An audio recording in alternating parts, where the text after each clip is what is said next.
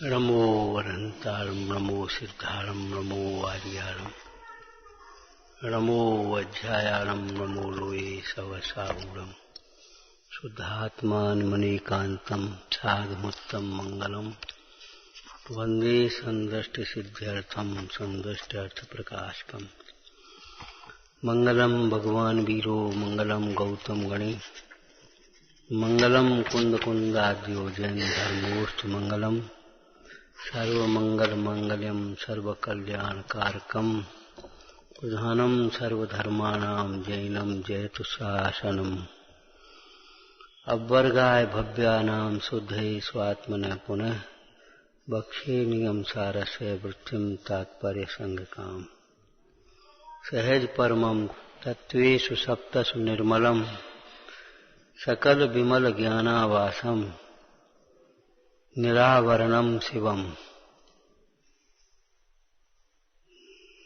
विशद विशदम नित्यम बाह्य प्रपंच परांगमुखम किमपि मनसा वाचाम दूरे मुनिरप तन्नुमः। मैं उसे नमस्कार करता हूँ।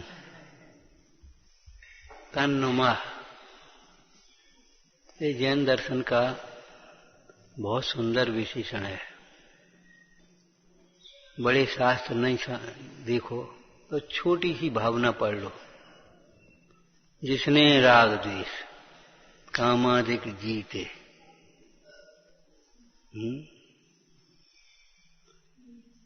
जो वितराग हैं, सर्वज्ञ हैं, हितोपदेशी हैं, मैं उसे नमस्कार करता हूँ।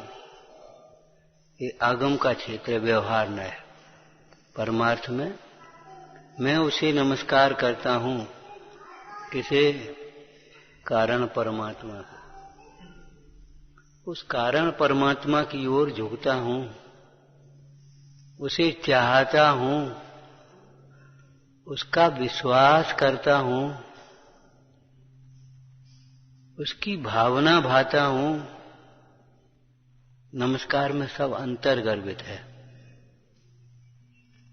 कौन से कारण परमात्मा की, कौन से शुद्धात्मा की भावना भाता है? जो प्रयोजनभूत सात तत्व आगम में कहे हैं, उन तत्वों में जो परम निर्मल तत्व है, सहज तत्व है, उत्कृष्ट तत्व है। इस प्रसंग में एक चर्चा की थी। जो सहज प्राप्त हो उसे ये मत समझ लेना ये तो बेकार है। सहज प्राप्त हो उसे ये मत समझ लेना ये तो कोई मतलब की नहीं, ये ठीक है, इसमें कोई मतलब नहीं। सहज प्राप्त तत्व की उपेक्षा मत करना। ये जीव अप्राप्त को प्राप्त करना चाहता और सहज प्राप्त की उपेक्षा करना चाहता। लोक व्यवहार में भी और परमार्थ में भी। क्या करें, समोसरण नहीं है। अरे जिन मंदिर तो हैं भक्ति से, साक्षात अरहंत तो नहीं है। जिन बिंब तो हैं, दिव्य ध्वनि तो नहीं खेल रही है, लेकिन ये जिनवाणी तो है हमारे पास। सहज प्राप्त की कीमत को पहचानो। कार्य तो सहज प्राप्त से करना होगा। जो अप्राप्त है उसका क्या करें अपन?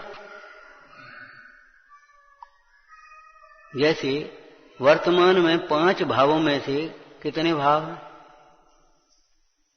जीव के असाधारण 5 भाव कहे। औपसमिक, छायोपसमिक, छायक, औदयिक और पारिणामिक। अब वर्तमान में आपके पास कितने भाव हैं?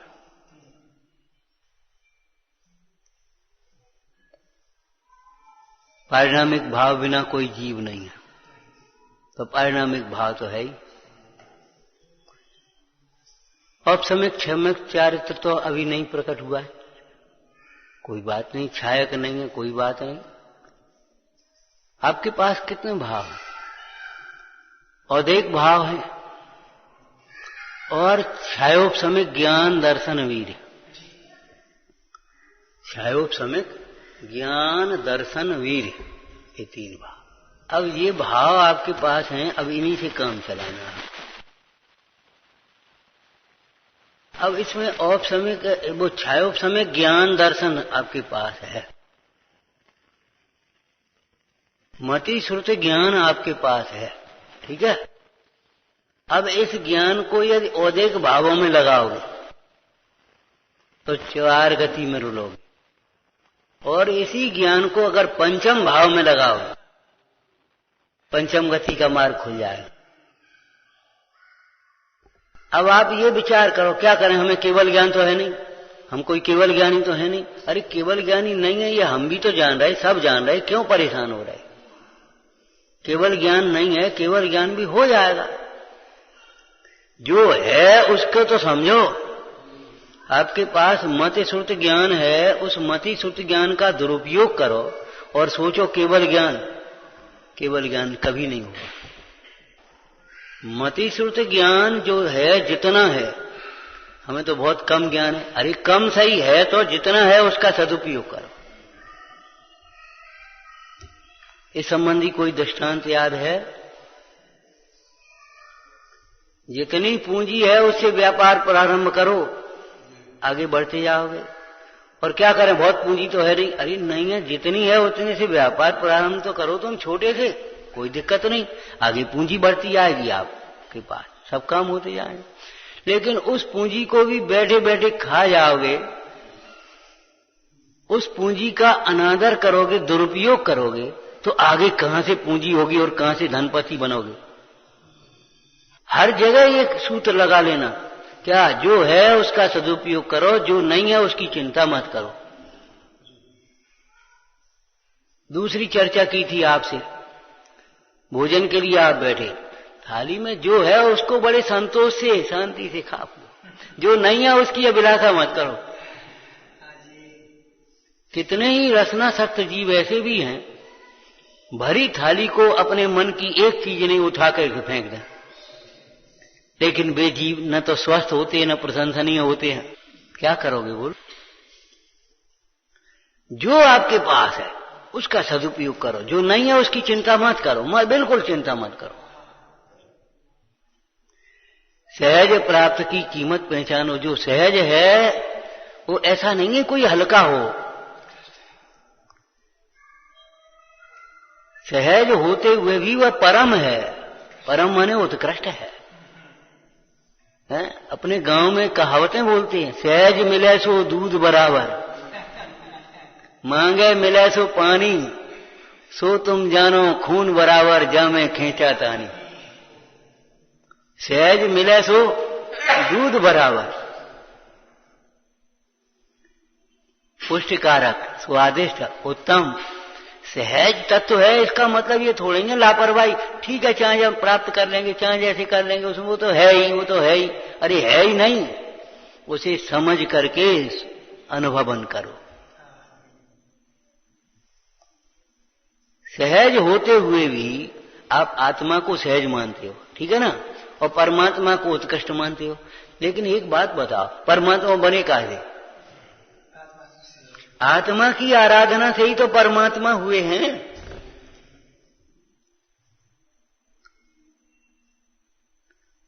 दूसरी बात, आप परमात्मा के पास जाओ तो क्या बताएंगे? भाई तुम्हें सुखी होना है, तुम भी अपनी आत्मा की आराधना करो, हम अपनी आराधना से सुई। सवेरे चर्चा चली थी। यथानुभूत मार्ग बताते हैं भगवंत और संत। जिस आत्मा के अनुभवन पूर्वक हम आनंदित रहते हैं, हे जगत के जीवो, तुम्हारे अंतर में भी वह परमेश्वर कारण परमात्मा विराजमान है। तुम अपने आत्म स्वभाव को समझो और आनंद में रहो। अब आत्मा और शरीर दोनों हैं, संयोग और स्वभाव दोनों हैं। अब स्वभाव को न लक्ष्य करके संयोगों का लक्ष्य करके दुखी करे तो क्या करें बोलो? उस समय स्वभाव कहीं चला तो नहीं गया जिस समय संयोग को लक्ष्य कर रहे। अब उसको लक्ष्य न करे और उसको लक्ष्य करके दुखी हो गए तो क्या करे बता। जो है उसे ग्रहण न करे और जो नहीं है उसकी याद करे, उसको लक्ष्य करे तो क्या करे। मान लो हम नहीं आ पाए, भैया प्रवचन कर रहे, शांति से सुनो, एकाग्रता है। अब नहीं आ पाए उनको देखो और जो है उनको अब क्या करना, ऐसे ऐसे देखते रहो, ऐसे ऐसे देखते रहो तो क्या मतलब निकलेगा बोलो, ये भी चला जाएगा। पंचम भाव तो है। आप तो पढ़े लिखे होशियार लोग हो।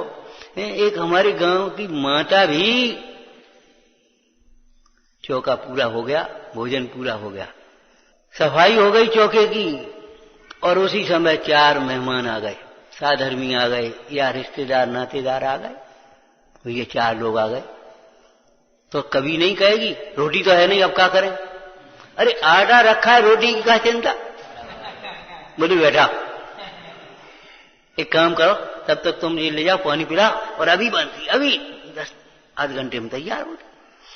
आटा नहीं हो तो तकलीफ है, आटा के रहते हुए रोटी नहीं है, ये कहने की बात क्या है। ऐसे पंचम भाव के रहते हुए भी अगर हमें ये सोचें पंचम गति नहीं मिल रही, क्यों सोच रहे हो, क्यों सोच रहे हो। अरे पंचम गति नहीं है, पंचम भाव तो है, हमारा आराध्य तो है हमारे समीप।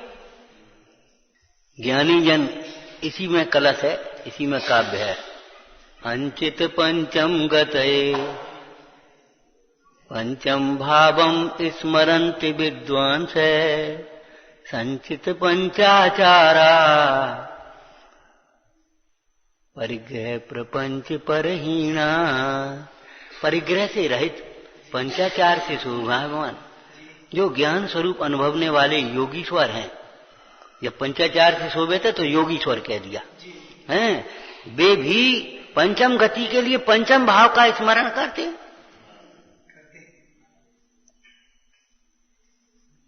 आगम के अभ्यास से इस प्रकार की शैलियों को ग्रहण करो, उत्साहित हो, आगे बढ़ो। हाँ, पंचम भाव के रहते हुए हमको पंचम काल की कोई परवाह नहीं है। क्या करेगा हमारा पंचम भाव, ये पंचम काल हमारा क्या करेगा बता। क्योंकि पंचम भाव को मैंने गुरु पंच परमेष्टि के प्रसाद से हमने पंचम भाव को जान लिया।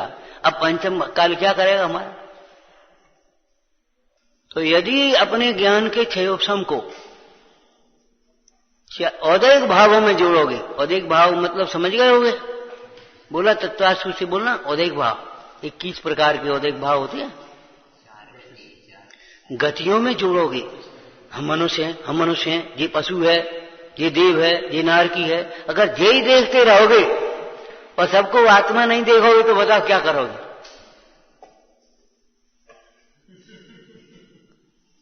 अतीन्द्रिय पारिणामिक भाव और इंद्रियां औदैहिक भाव। अब ये एक इंद्रिय, ये 2 इंद्रिय, ये 3 इंद्रिय, 4 इंद्रिय। क्यों भाई, चींटी का जीव क्या इंद्रिय है, क्या इंद्रिय, अतीन्द्रिय है। चींटी का शरीर 3 इंद्रिय, चींटी का जीव अतीन्द्रिय, हाथी का जीव अतीन्द्रिय, मनुष्य का जीव अतीन्द्रिय, देव का जीव अतीन्द्रिय। अजीव तो अतीन्द्रिय होता है। अब उस अतीन्द्रिय को ग्रहण न करो पंचम भाव को, और उस औदैहिक भाव को माने इंद्रियों को ग्रहण करो। ये एक इंद्रिय है, इसमें कुछ नहीं। उस जीव की विराधना करो, है क्या होगा।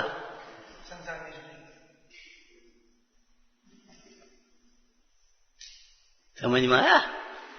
नाना प्रकार के जीव हैं, उन जीवों को 1 इंद्री, 2 इंद्री, 3 इंद्री ही देखते रहोगे। कब तक देखते रहोगे। ये बड़ा आदमी, जो गरीब आदमी, यही देखते रहोगे। सच कह रहे, अगर यही देखते रहे तो इंसानियत खो देगी, मानवता तुम्हारी चली जाएगी। अगर तुमने ये देखा ये गरीब आदमी, ये बड़ा आदमी, तो न्याय नहीं रह पाएगा आपका, अन्याय पर उतरा। किसी समय अन्याय हो सकता है। ये हमारे परिवार का है, ये दूसरे परिवार का है, आप झट से अन्याय पर उतर आओगे, अन्याय करने लगोगे। न्याय के पालन के लिए भी इन सारी बातों को गौण कर देना पड़ेगा, बाद बाकी सब ठीक। ऐसे ही धर्म की प्राप्ति के लिए, मोक्ष मार्ग की प्राप्ति के लिए इन सारे संयोगों की ओर मत देखो। संयोग है उस समय स्वभाव भी तो है, क्या करें, हमारे बड़े पाप का उदय है। पाप का उदय जिस समय है उस समय भी शुद्धात्मा भी तो है। अब तुम उस पाप के उदय जनित अवस्था को लक्ष्य करके दुखी हो और शुद्धात्मा का लक्ष्य न करो तो इसमें दोष किसका है?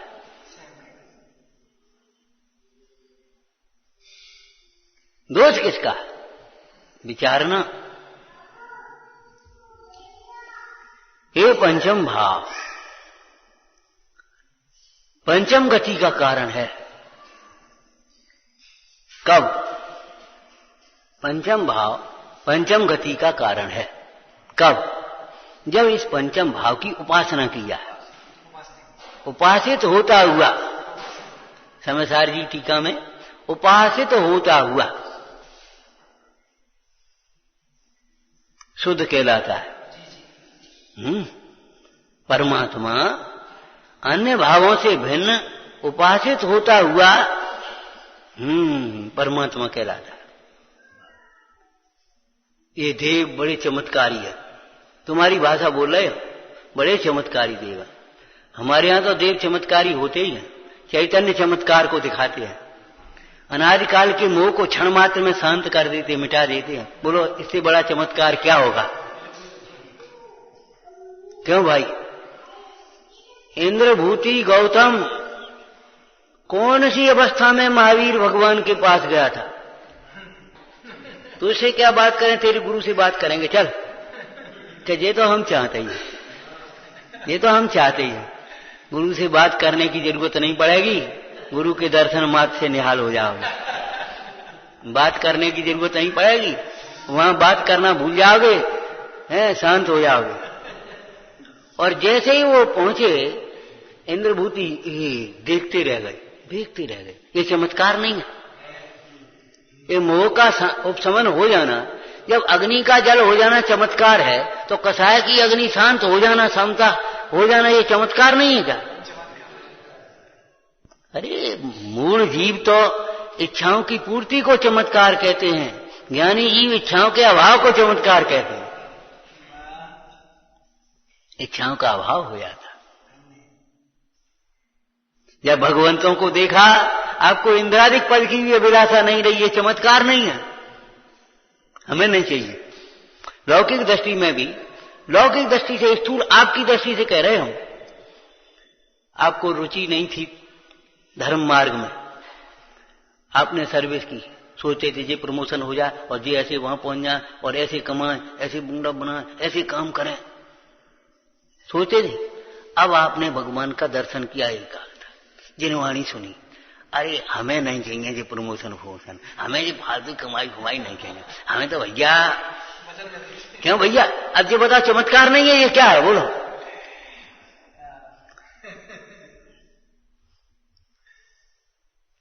चैतन्य चमत्कार को दिखाने वाले भगवान परमेश्वर चमत्कारी जीव। लेकिन हम आपकी भाषा को भी कहें, ये चमत्कार, भगवान चमत्कारी, बड़े चमत्कारी मूर्ति है। लेकिन चमत्कार तब होगा जब उपासना करोगे। क्यों? चमत्कारी प्रतिमा के सामने भी हम लौकिक दृष्टि का दृष्टांत दे रहे, केवल चमत्कारी प्रतिमा के सामने भी तुम पीठ करके खड़े हो जाओ और अपना गाना सुनने लगो, क्या कुछ, तो वहां चमत्कार होगा। ऐसा चमत्कार होगा उल्टे गिर पड़ोगे। समझ में आया ना? अरे जब उनकी उपासना करेंगे तब तो हमारा दुख मिटेगा। लालसा रखने मात्र से दुख नहीं मिटेगा।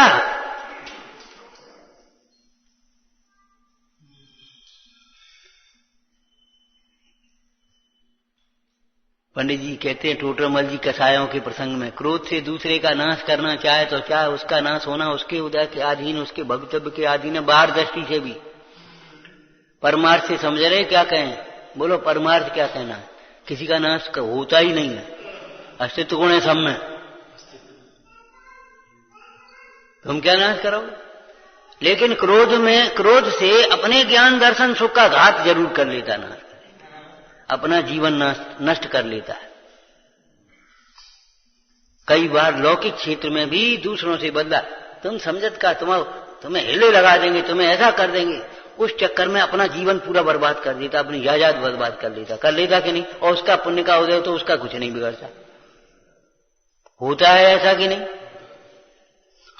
मान से दूसरे का तिरस्कार करे तो करे, लेकिन स्वयं अपना ही तिरस्कार होता है। इसी प्रकार समझ लेना, दूसरों को धोखा नहीं देता ये जीव, केवल अपने को धोखा दे रहा है, अपने को ठग रहा है, अपने को ठग रहा है। जो अपनी आत्मा को ठगना नहीं चाहते, संसार समुद्र में डुबाना नहीं चाहते, उनको क्या कहा? टोटोमल जी की भाषा बोलो, पंडित जी की, उनको इस ग्रहित मिथ्यात्व को सप्तव्यसन से भी बड़ा पाप जानकर पहले छोड़ना। देखा कि नहीं? अपनी आत्मा को ही तो ठगोगे, कौन को ठगोगे? भीतर भीतर तुम्हारे कुछ चल रहे भाव, ऊपर ऊपर से हंस रहे हो, तो ये बताओ वो परिणाम भीतर का भोगोगे, उसको कौन ठगे? किसको ठग रहे हो?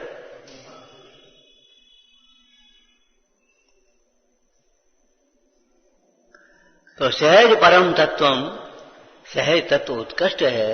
एक बात जीवन में मना लेना, जो सहज तत्व सहज प्राप्त उसकी है,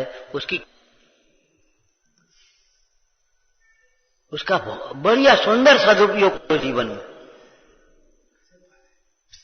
आपको गुरुजन मिले हैं, उनकी सलाह के बिना, उनकी विनय के बिना कोई कार्य प्रारंभ मत करो। ये तो अपन क्या पूछ रहे, क्या करना है?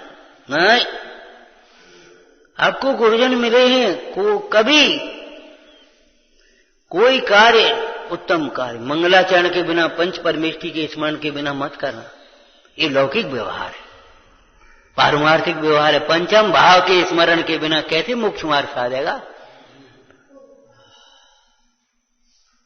कैसे अतीन्द्रिय सुख को प्राप्त करेगा?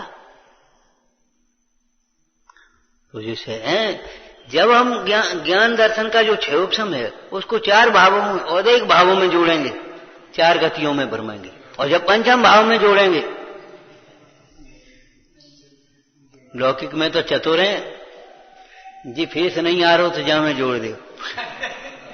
लोक में चतुर हैं, क्यों भाई? इस वैद्य की दवा से फायदा नहीं होता, इसको दिखाओ, हैं? जी कपड़े मैले हो गए तो चलो दूसरे पहन लेते हैं। तो ये यहां क्यों नहीं लगाते? जब संयोगों के लक्ष्य से सुख नहीं होता तो स्वभाव को देखें। भाई संयोगों को देखते देखते इतने दिन हो गए, संयोगों को अपना मानते मानते अपने दिन हो गए हैं। चलो एक बार अपन स्वभाव को भी देखते हैं, कोई बात नहीं, कौतूहल से ही कर ले। तत्व कौतूहली सन, तत्व का कौतूहली हो जा, कौतूहल बस ही कर ले, देख तो सही कैसा निर्मल तत्व है वो पंचम भाव। तुम्हें भी निर्मलता चाहिए, मलिनता तो नहीं चाहिए। तो कैसा तत्व है? निर्मल तत्व। आप मैला शरीर हो गया, मैले कपड़े हो गए, धोना है, निर्मल जल से धोगे कि मैले जल से? निर्मल जल से ही तो धोगे हैं। तो अपनी परिणति को कैसे धोगे? निर्मल सरोवर में स्नान करेगा तभी तो निर्मलता प्राप्त होगी, और मलिन जल में मलिन और हो जाएगा। तो कैसा निर्मल तत्व है? बस अंतिम, इस लाइन की अंतिम पंक्ति बोलो जो अपनी चल चुकी पहले। कैसा निर्मल तत्व है? जिसमें अनादि से ही मलिनता नहीं हुई।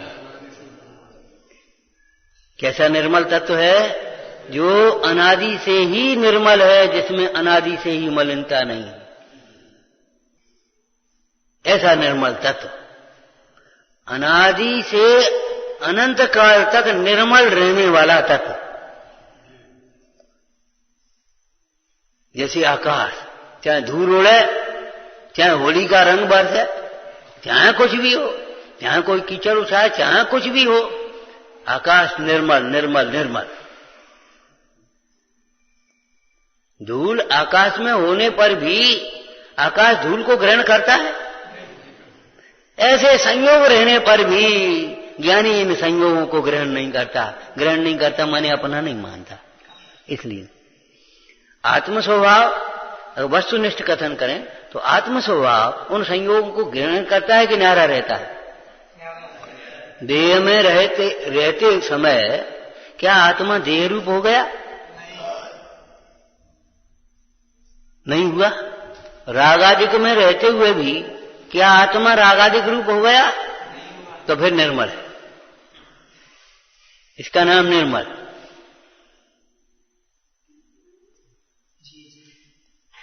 कादे में हेम अमल है। छेडाला जी में लिखा कादे में हेम अमल है।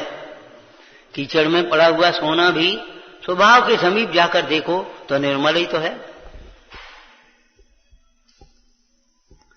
केवल स्वच्छ जल से धो लेने की बात है। किसको? उस कीचड़ में पड़े हुए सोने को। सोना निर्मल है। इसी प्रकार केवल अपने स्वच्छ ज्ञान से, विमल ज्ञान से, निर्मल ज्ञान से अनुभव कर लेने की बात है, बाद बाकी कुछ नहीं।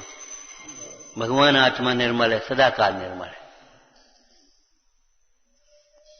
कैसा है वह आत्मा? आगे का वाक्य बोलते हैं, सकल विमल ज्ञानावासम, सकल विमल ज्ञानावासम। आवास सब तो जानते ही होगे, एक प्रवास होता है, एक प्रवास होता है, घंटे 2 घंटे का, दिन 2 दिन का, महीने 2 महीने का है, प्रवास कहलाता है। और आवास स्थायी। अब आप सोचिए, जिसको आप आवास मान रहे हो, क्या वो तुम्हारा आवास है? प्रवास है। 4 गतियों में थोड़े दिन के प्रवास ही तो हैं ये। आवास कहां? आवास माने हमेशा रहता हो।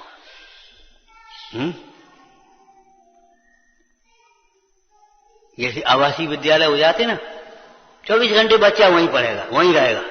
और वैसा विद्यालय अपने पढ़ करके चला गया 4 घंटे 6 घंटे में जो कुछ भी है। तो आवास सकल विमल ज्ञानावासम, सकल विमल ज्ञान। 3 शब्द जोड़ो इसमें। एक ज्ञान, ज्ञान ठीक है ना। अब एक विशेषण लगाओ, विमल ज्ञान। तो क्या महाराज समल ज्ञान भी होता है? हाँ, मिथ्या ज्ञान। कुज्ञान, जिसको हम लौकिक भाषा में पंडित बनारसी दास जी ने समयसार नाटक में कुबुद्धि कहा। जड़ बुद्धि, कुबुद्धि।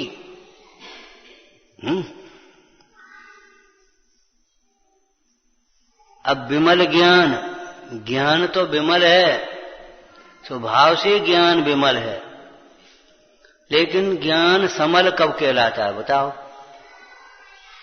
वही ज्ञान जब इंद्रियों के माध्यम से विषयों में जुड़ता है और विषय कषाय का मुख्य रूप से पोषण करता है, उसमें आनंद मान करके मगन होता है, वह विमल ज्ञान नहीं, समल ज्ञान। कोई दृष्टांत याद है? जैसे हरा प्रकाश, नीला प्रकाश, लाल प्रकाश। प्रकाश होते हैं हरे नीले लाल। मूल में जाओ भीतर, उसका प्रकाश का तो एक ही रंग है। जब वह हरे कागज के माध्यम से या हरी वार्निश के माध्यम से जब वह बाहर निकलता है तो हरा प्रकाश कहलाता है। नीले के माध्यम से निकला प्रकाश कहलाता, प्रकाश कहलाता। प्रकाश कैसा है वो? प्रकाश तो प्रकाश है। ऐसे ज्ञान तो ज्ञान है, मिथ्याच्छ्रित ज्ञान है, विषय कषायों के पोषण में लगा हुआ ज्ञान है, वह ज्ञान मिथ्या ज्ञान कहलाता है। विषय कषाय मलिन है ना, मलिन कौन है? विषय कषाय। तो विषय कषाय में जब ज्ञान जुड़ा तुम्हारा, वो ज्ञान भी मलिन हो गया। इस समय कपड़ा आपका उज्जवल है और वह अगर कीचड़ में गिर गया तो वो भी मलिन हो गया। ज्ञान अतीन्द्रिय है, अगर वह इंद्रियों के माध्यम से प्रवर्ता तो वो ज्ञान भी इंद्रिय ज्ञान हो कहलाने में, उस ज्ञान को भी इंद्रिय ज्ञान कहलाएंगे। मलिन ज्ञान, अपने ज्ञान को उपयोग को मलिन मत करो। स्वभाव से देखें तो उपयोग मलिन होता भी नहीं है, मलिनता उसमें जानने में आती है, लेकिन ये जीव उस ज्ञान को और उस राग को एक में एक मानता है तो उस मलिन ज्ञान कहलाता। कुबुद्धि, दुष्ट बुद्धि, मलिन बुद्धि, मतलब जो बुद्धि तुम्हारी, यो बुद्धि विषय कषायों के पोषण में लगी है, मलिन हो रही है। समयसार जी का कलश बोलो। पर परिणति हेतुर्मोह नामनोन भावा दविरत मन भाव्य व्याप्ति कलम सुताया।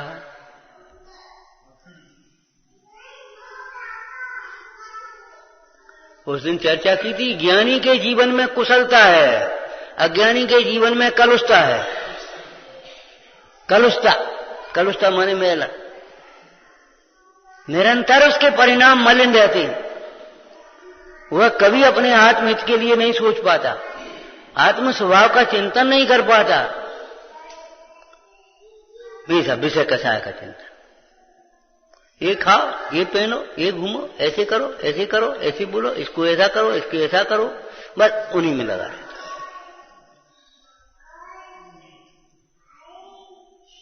अरे ये तो मलिन शब्द अच्छा शब्द है, ये समझ लो। पद्मनंदी स्वामी ने तो क्या कह दिया, व्यभिचारिणी बुद्धि है।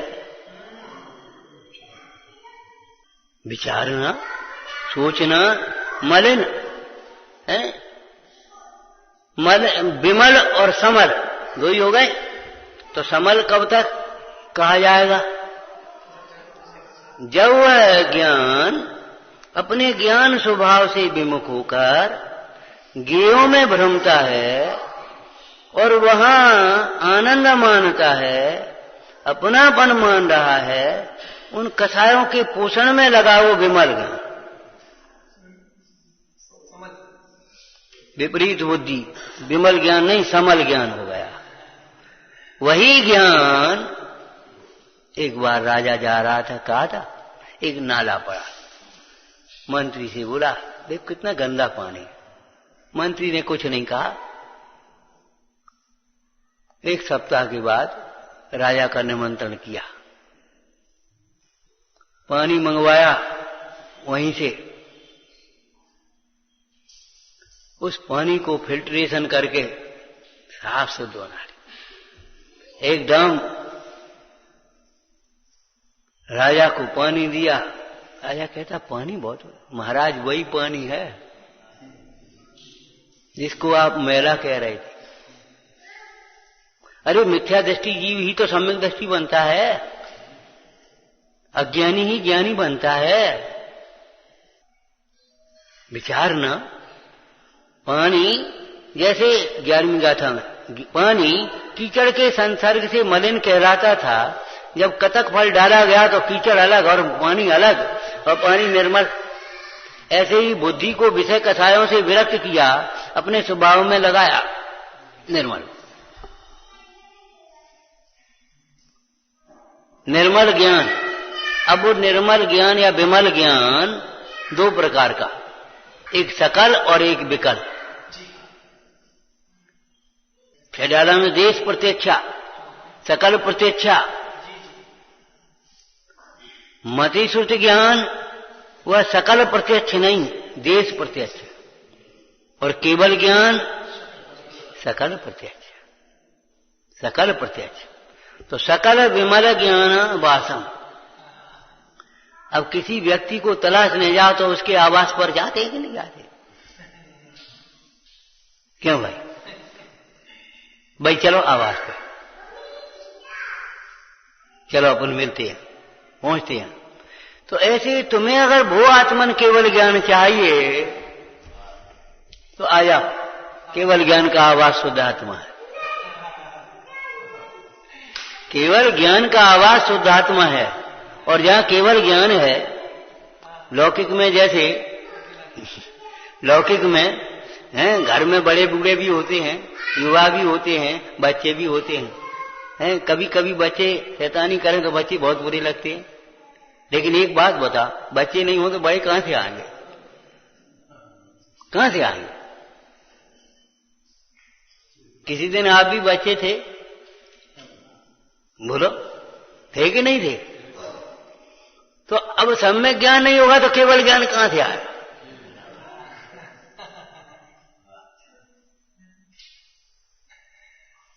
विमल ज्ञान का आवाज है।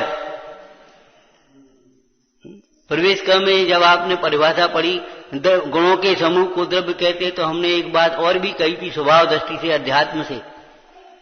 बोलो, अवगुणों का समूह नहीं है। अरे अवगुण तो एक समय की पर्याय में आ गए।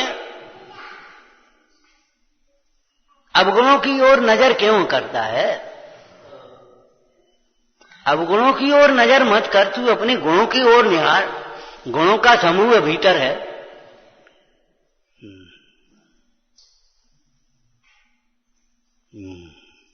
विचार ना, सकल विमल ज्ञानावासम, आवास पर आ जाओ, हैं, ढंग से तसल्ली से बैठ के बात करेंगे। कहते थे ना लौकिक में, तो ऐसे अपने इस केवल ज्ञान के आवास पर आ जा, सम्यक ज्ञान के आवास पर आ जा। सम्यक ज्ञान और केवल ज्ञान का एक बहुत सुंदर मेल बना है। कैसा? तो सम्यक ज्ञान केवल ज्ञान से को बुला रहा है, ये समझो। अंकुरा है केवल सम्यक ज्ञान, वही केवल ज्ञान।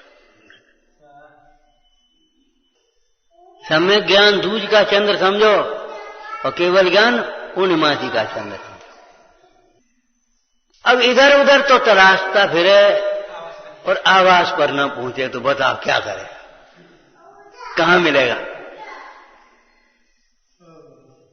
भैया हम सबरो बाजार देखे आए, बाजार देखने से काम चलेगा?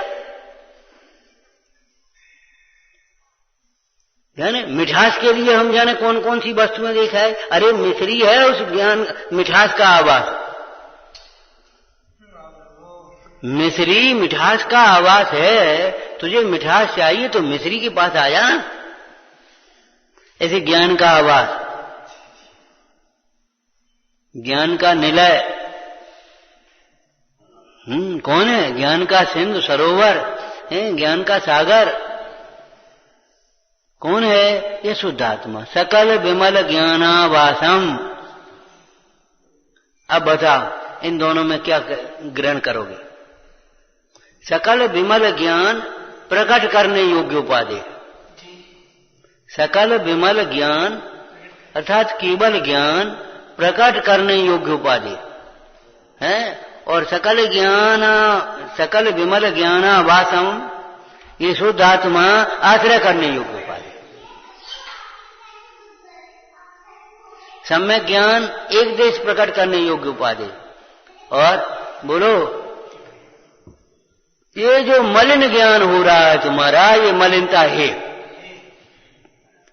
मलिनता है।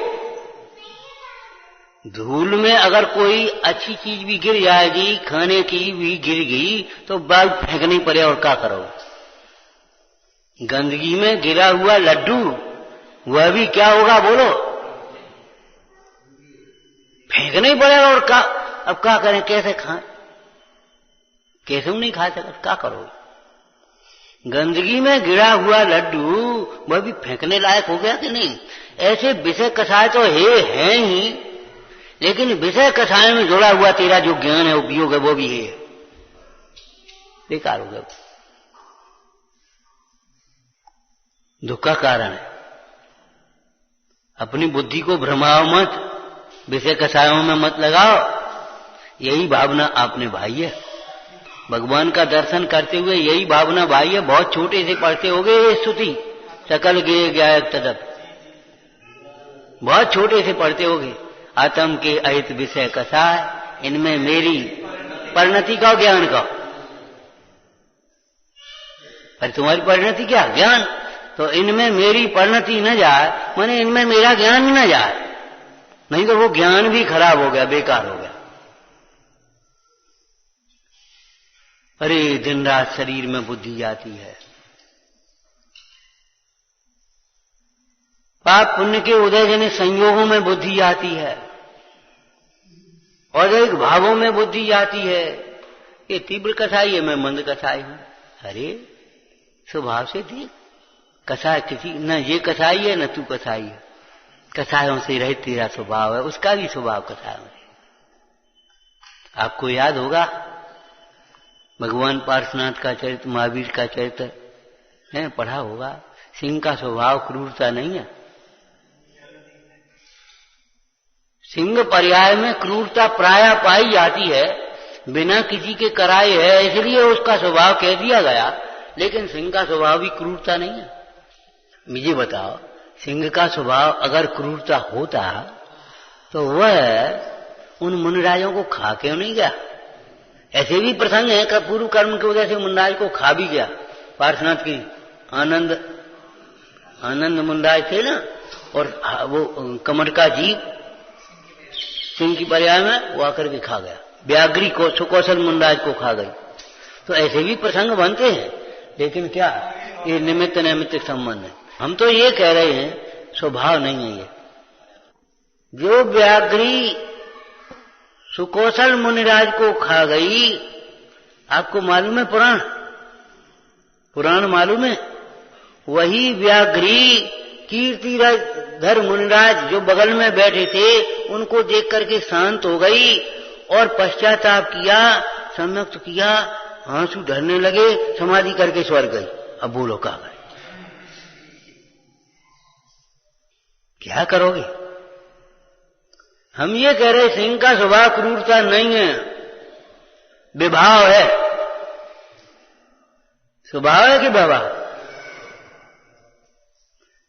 अगर सिंह का स्वभाव क्रूरता होता तो सिंह की पर्याय में मुनिराज क्या नाम महावीर जिनेन्द्र का जीव सम्यक दर्शन कैसे प्राप्त करता, व्रत कैसे धारण करता?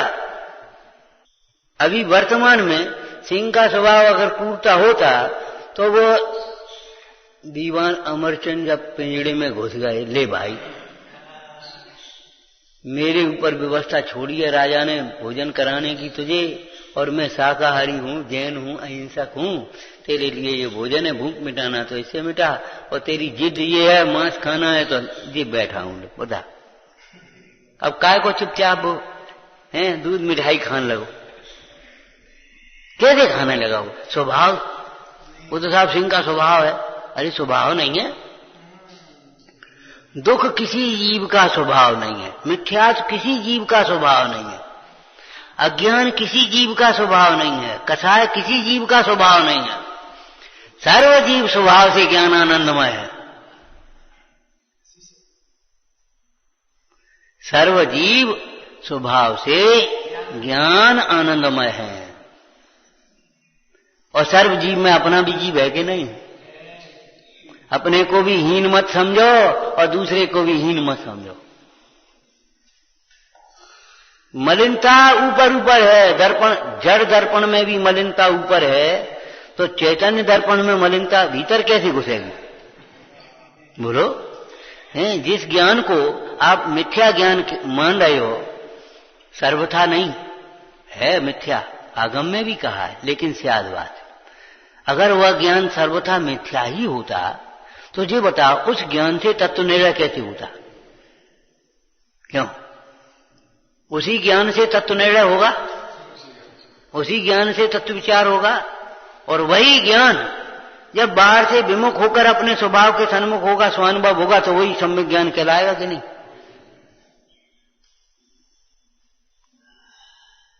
सर्वथा कैसे मान लिया तुमने?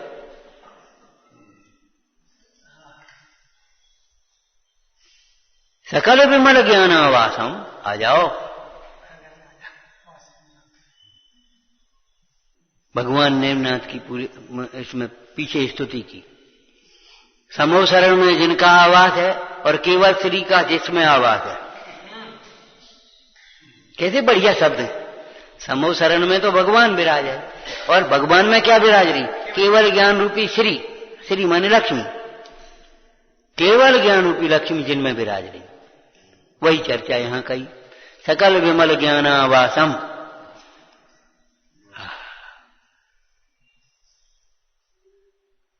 अपने घर रहो, फालतू परेशान मत हो। लौकिक में एक लाइन तुमने सुनी है, परदेश कलेश नरेशन को, परदेश कलेश नरेशन को। राजा भी अगर बेचारा गया जंगल में तो अब वो समझो क्या करे। ऐसे ही 3 लोक का नाथ है और गया संयोगों में तो क्या भाव, क्लेश होगा। हैं आप लोग भी कभी गर्मी होती, कभी बहुत ठंड, कहूं मजा, आप तो आराम से घर रहो। बेकार बहुत गर्मी है, अरे बहुत ठंडा है भैया, कहूं मत निकलो, कहूं मत जाओ, अपने आराम से घर रहो, आराम से घर, आराम से घर, आराम से घर। रटना तो लगाते हो, लेकिन जिस घर में आराम है उस घर की तो खबर ही नहीं है। उस घर में योगीश्वर रहते हैं, ज्ञानी उसी में रहते हैं। सकल विमल ज्ञानावासम, सकल विमल ज्ञान का जो आवास है वहीं मिलेगा केवल ज्ञान। ऋषभदेव को केवल ज्ञान किस अवस्था में हुआ? एक दिन स्वरूप लीनता, आत्मलीनता की दशा में उन्हें केवल ज्ञान हुआ। बोलो बाल बोध में पढ़ा कि नहीं? कब हुआ? एक दिन आत्मलीनता की दशा में उन्हें केवल ज्ञान हुआ। बोलते बोलते, सुनते सुनते, पढ़ते पढ़ते, करते करते तो नहीं। ध्यान रखना, कुछ न करना ये महाकार्य, बड़ा काम। कुछ नहीं करना ये बड़ा कार्य है, बड़े पुरुषार्थ से कर पाओगे आप। और कुछ नहीं बोलना ये उससे भी बड़ा कार्य। और कुछ नहीं सोचना ये समझो महाकाम। गाथा है ये, मूल गाथा है। मां चेठ मां जंप मां चिंत, आया कि नहीं आया? मां चेठ, कुछ चेष्टा मत करो। हम कहते बच्चा नहीं कर सकता, ऐसे ही अज्ञानी नहीं कर सकता। अब आप कुछ मत करो, फिर कैसे काम चलाओ? आपको तुरंत लगे फिर कैसे काम चलाओ? आपने तो कह दी कुछ मत करो, फिर क्या खाएंगे, फिर क्या करेंगे? अरे खाने पीने की बातें थोड़ी चल रही हैं। कुछ नहीं करोगे तो आनंदित रहोगे। कर्तत्व बुद्धि अनंत दुख का कारण है, कर्तत्व के विकल्प भी महादुख के कारण है भाई।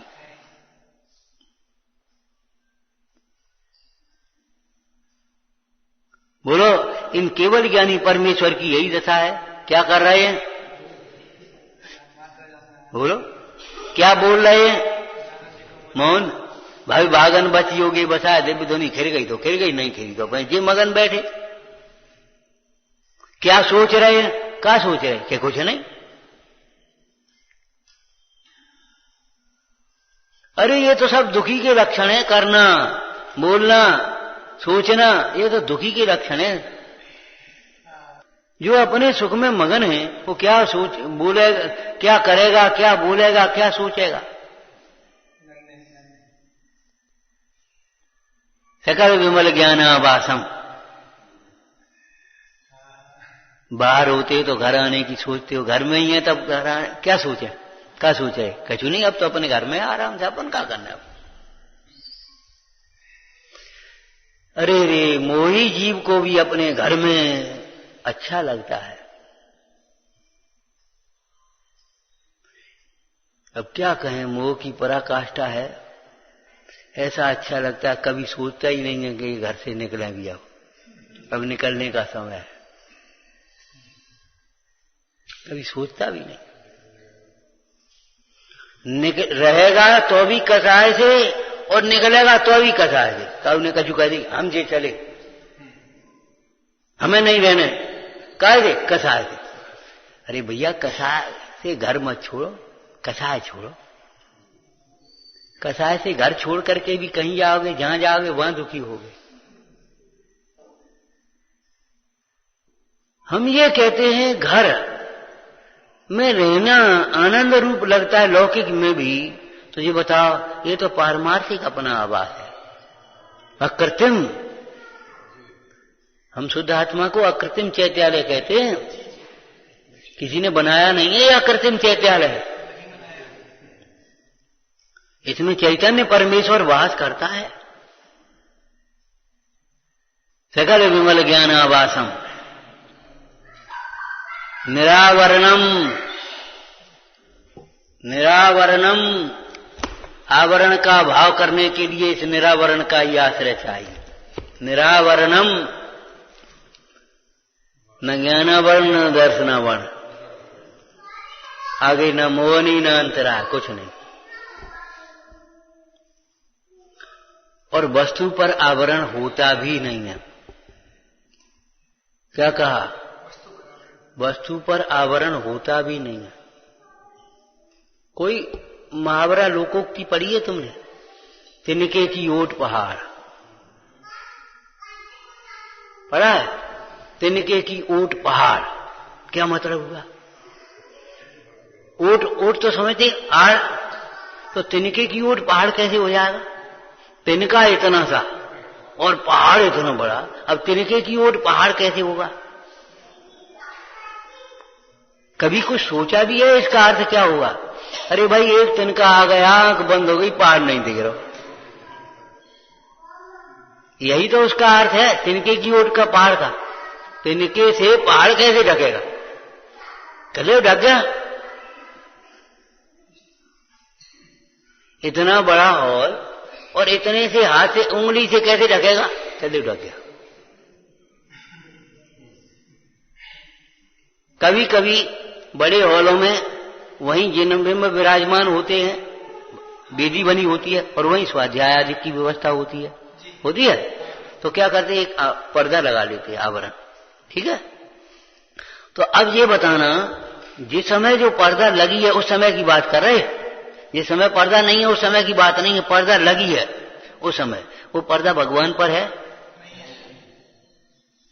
उस समय भी पर्दे के भीतर घुस गया है, आराम से दर्शन होंगे कि नहीं? पर्दा कहाँ है? भगवान के और हमारे बीच में है, दृष्टि में है। आवरण भी तेरी परिणति पे, ज्ञान पर नियामत तेरे मोह का पर्दा पड़ा। उस समय भी भगवान आत्मा निरावरण निरावरण निरावरण। इस कर्म आवरण का अभाव करने के लिए ये शुद्ध आत्मा ही आश्रय करने योग्य है। क्यों? जो तिरती हुई नाव है वही तो तिरने में निमित्त होगी। मिठास में मिश्री ही तो मिठास का कारण होगी। तो ये निरावरण तत्व ही आवरण के अभाव का कारण होगा। और निरावरण जो होता है वो शिवम। शिवम, शिवम माने कल्याण स्वरूप होता है। ऐसा शुद्ध आत्मा जब अपने पास है, अरे अपन स्वयं हैं, तो हमारे पास ये नहीं है, हमारे पास ये नहीं है, हमारे पास ये नहीं है। का रोना रोते हो? क्यों रोना रोते हो भाई? एक दफे एक बात का एक निर्णय कर लो अपने पास, जो नहीं है उसकी जरूरत नहीं है और जो है उसको वो हमारे पास है, बस खत्म मामला। आपके जीवन में संतुष्टि अपने आप आ जाए। जिसकी जरूरत है वो हमारे पास है और जो नहीं है उसकी जरूरत भी नहीं है।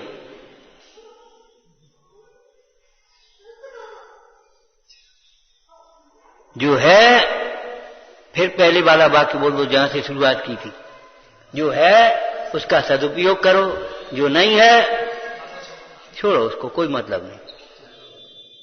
अगर वो आने लायक है तो हो जाएगा। और आप अपने बच्चे से भी यही कहते हो।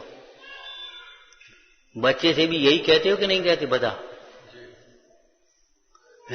छोटा सा बच्चा कहे, पापा हमको गाड़ी ले दो। अरे बड़ा तो हो जा, गाड़ी ले देंगे। हमको फलानी चीज ले दो। अरे जरा बड़ा हो जा, ले देंगे। जिस स्थिति में है उस स्थिति का कार्य कर।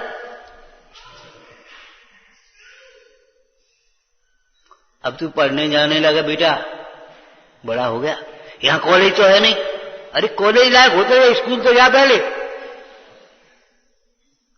स्कूल जा, बड़ा होगा, कॉलेज लायक होगा तो कॉलेज भी मिल जाएगा, जहां जहां हुआ तहां पहुंचा देंगे, घबराता क्यों है। ऐसे ही सब ना, यहां अगर हमने जिनबिंब के भक्ति पूर्वक दर्शन किए, जिनवाणी को भक्ति पूर्वक सुना, तो घबराना मत, समोसन भी मिल जाएगा आपको। और अगर इन जिन मंदिरों की आसाधना करी, जिनवाणी की आसाधना करी, तो ऐसे स्थान पर जाओगे जहां ये भी नहीं होंगे। समोसन की आशा छोड़ देना। ऐसे ही इस पंचम भाव की आराधना करेगा तो पंचम गति भी हो जाएगी। और अगर ये पंचम भाव की विराधना करी तो दुर्गति में ही जाएगा। पंचम गति की बात मत सोचना, अरे सुगति की भी, स्वर्ग आदि की भी मत सोचना।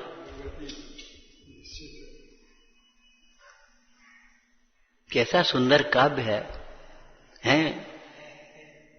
सचमुच अमृत का रस है, विचारना।